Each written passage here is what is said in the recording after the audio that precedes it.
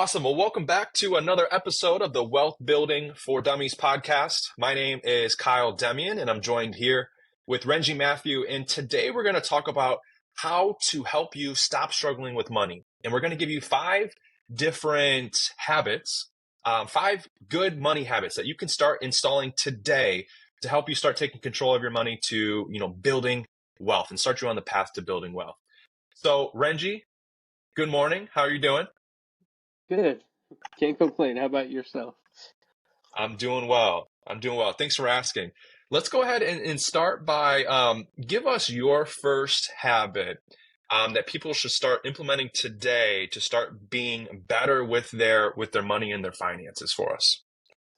I think the first thing that everyone should do is figure out a goal. Like write down what your goal is, because if you don't have a goal, you don't know how to set up your habits to reach that goal, right? So I think For writing sure. down it could be a financial goal, a business goal, whatever your goal is. That way you can branch off of that and set up your steps to take to get to that goal. What about you? My second recommendation for people would be to start prioritizing their savings. Too often we put everybody else ahead of us first. We pay our rent or our mortgage, we pay our insurance payments, we pay debt collectors if we have credit card debt. We're paying different people for food and entertainment. And too often we wait till the end of the month to pay ourselves and to start building our Yep. savings. So the greatest thing I ever did was start to prioritize my savings and most importantly, to automate it. Um, I have Chase Bank. I don't know if all bank accounts allow you to do this, but with Chase, they allow you to automatically set it up. So for me, every Friday, I have a set amount of money automatically transfer from my checking account over to my savings. And it's the same thing that I've done for my business accounts too.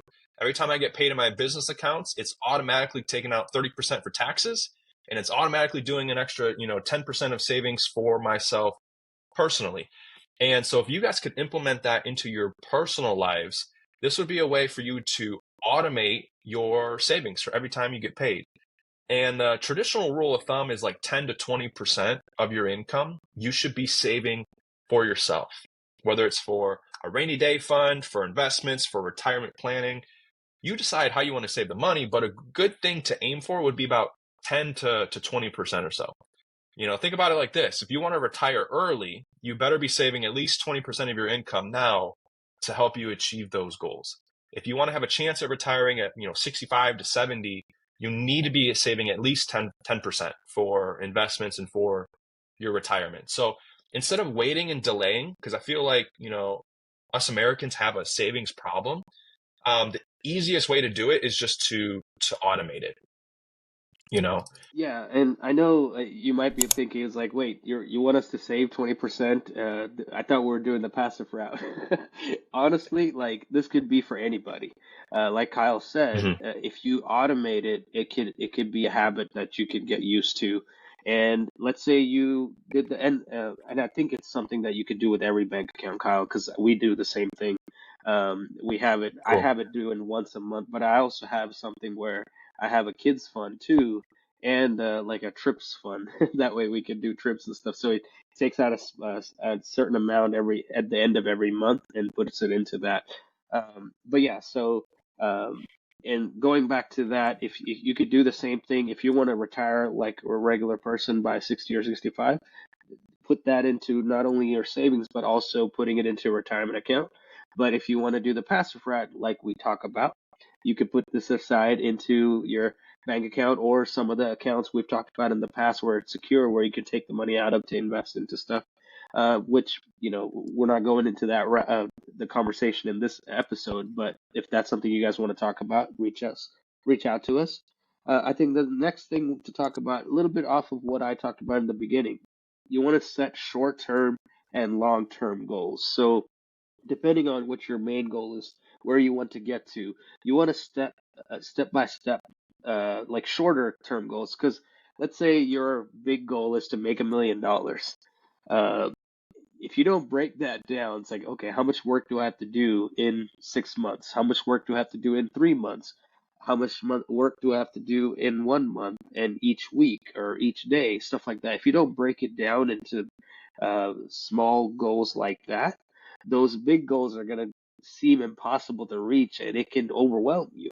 It's like, oh crap, how am I gonna get to that? And it's gonna be scary, right? Mhm. But if you break it down into small bites, small goals for daily goals. Like, okay, there's your non-negotiables, right?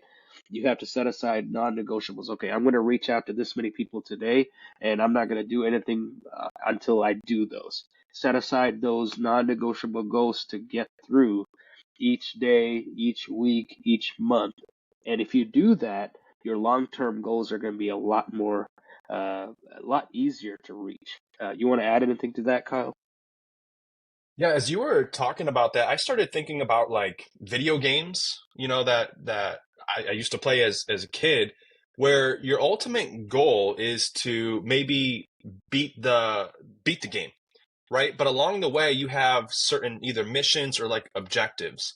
So your long-term goal is to beat the game, but along the path, you've got these short-term objectives, missions, Yep. whatever the game would call it, right? In your financial world, if you can gamify your financial goals, it's going to be a lot funner and a lot easier for you to not only accomplish, but to achieve. So take your long-term financial goals, and whether that's making X amount of dollars or owning X amount of real estate or having a net worth of X amount of dollars, maybe make that your long term goal.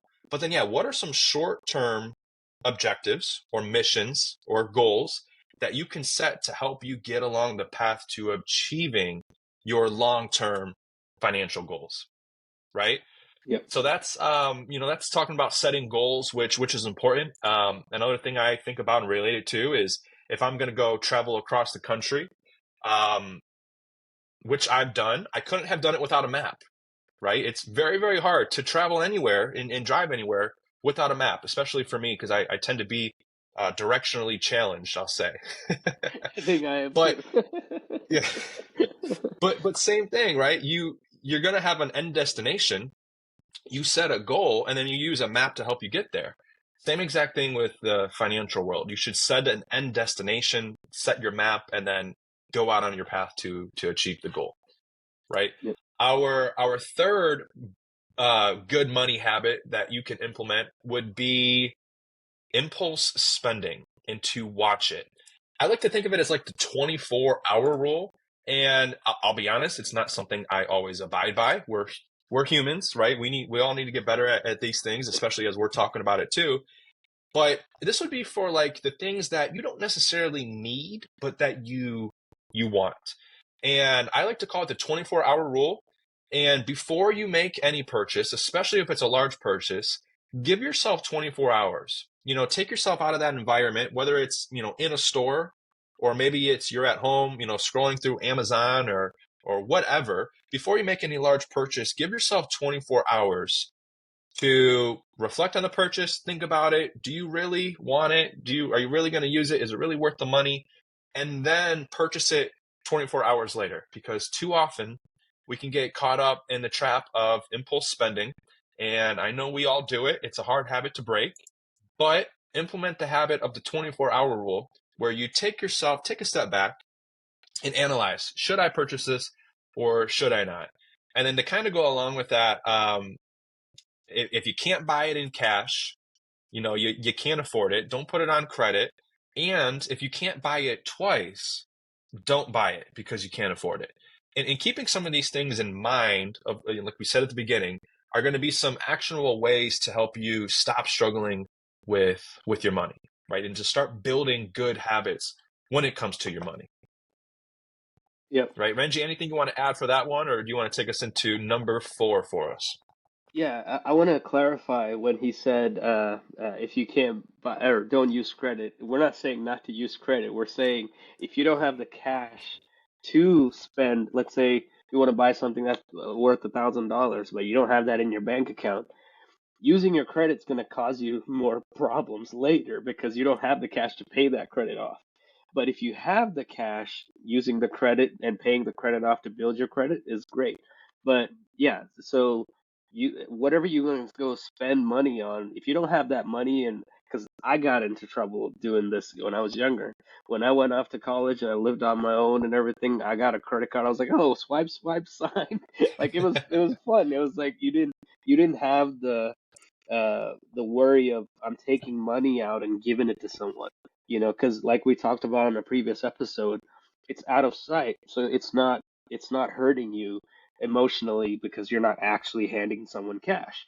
So it got me into a lot of trouble because I was spending money I didn't have money in the bank for. So it gets you into trouble. This is why a lot of college students get into so much debt. So use credit to build it, but only use what you have cash for. um, Use it wisely. okay, I like that. exactly. So another money habit is developing financial literacy. We've talked about this before many times. You want to learn more about money, learn about, because we talked about this before. Most people only hear about what they get told at work or what they grew up learning in school. You have to go and find and research what all's out there about some of these secure accounts we talked about before. You won't know anything about that until you go research it or talk to somebody like us to learn more about it, stuff like that. So, and then going into any passive income stuff. Until you go research real estate or whatever industry you're wanting to get into, you're not going to know about it, right? So, getting Hmm. yourself educated, reading about it, listening to podcasts like ours to learn stuff like that, is huge because if even if you only listen to something or read something for 10 minutes a day, over time that's going to compound a lot. That's going to be way better than not doing it at all, right? So that's a big one. Is there Absolutely. something you want to add to that, Kyle? No, not to that one. I think you did a good job of covering it. And that leads us to number five and the last one. And of course, we can't talk about good money habits without talking about having a budget, right? And whether you look at it, once a month or if it's once a quarter or if it's once a year, at least do it once a year. And with a budget, I think the most important thing is just to figure out what your monthly expenses are. And one of the most dangerous like monthly expenses that start to creep up on us are these monthly subscriptions. Like 2, 3 years ago, it used to only be probably Netflix and Amazon were people's monthly subscriptions, right? There's so many different streaming services. There's so many different like services in general that are monthly subscription based. So just doing an analysis on that to seeing, hey, where is my money going out? Because I can tell you how many times I've looked at my budget and seen, oh yeah, I'm paying $12 a month for this subscription that I haven't looked at or haven't gone on in the last 3 months, whether it's a budgeting app or something for shopping or Hulu, Disney Plus, ESPN Plus, all these different services that now all have monthly subscriptions, and those quickly add up. On paper, it doesn't seem like $12 is a lot, but if you have eight of those, that's an extra $100 a month that's going out that you're never going to see again. So just doing an audit on where your monthly expenses are going and staying on track of that at least once a quarter would be a good recommendation just to help you make sure that once again you're staying on top of your money and you're aware of where your money is going, right? Other than that, that's the top five tips that we had for you guys today to help you start being better with your money, to help you stop struggling with your money. And Renji, do you have anything else that you want to end us off with for today? No, I want to say for those of you listening, if you have any that you do that we didn't mention, let us know in the comments, because we're always trying to make ourselves better too, just like I know all of you that are listening to us are. Yeah, And we want to see what you guys do that are different, because if we can implement that and make ourselves better, let's go. absolutely.